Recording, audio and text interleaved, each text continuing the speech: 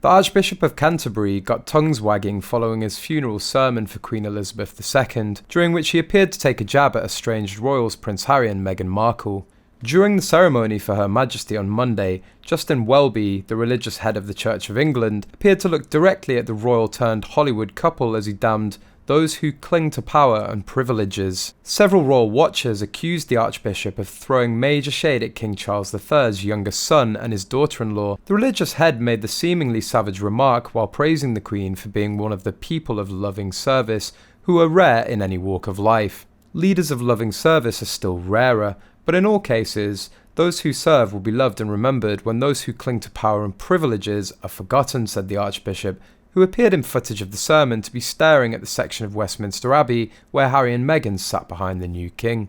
Online users who caught a glimpse of the biting comment speculated he made the dig at the controversial couple because they've repeatedly bashed the royal family since stepping back from their senior royal duties in March 2020. Besides, according to an expert, King Charles sent a brutal message to the world regarding Prince Harry and Meghan Markle today in what was a public snipping of Harry's royal testicles. Last week it was announced that the Duke of Sussex would not be allowed to wear military uniform at the Queen's funeral. A spokesperson for Harry said in response, "Harry will wear a mourning suit throughout events honouring his grandmother. His decade of military service is not determined by the uniform he wears, and we respectfully ask that focus remain on the life and legacy of Her Majesty Queen Elizabeth II. Buckingham Palace then U-turned and permitted Harry to wear his military uniform at the vigil in Westminster Hall on Saturday, but not at Monday's service. According to brand expert Eric Schiffer, chairman of Reputation Management Consultants, the move was a missile from the royal family and says a lot about the Sussexes' previous actions.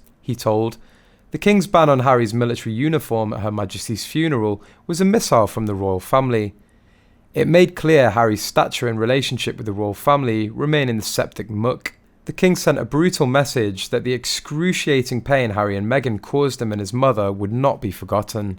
While the King didn't have Harry wear a royal coloured straitjacket, the lack of military attire was a public snipping of Harry's royal testicles. Harry's block of stepping into his uniform today puts the royal family's resentment of Harry, perceived by many as backstabbing defector, on global display.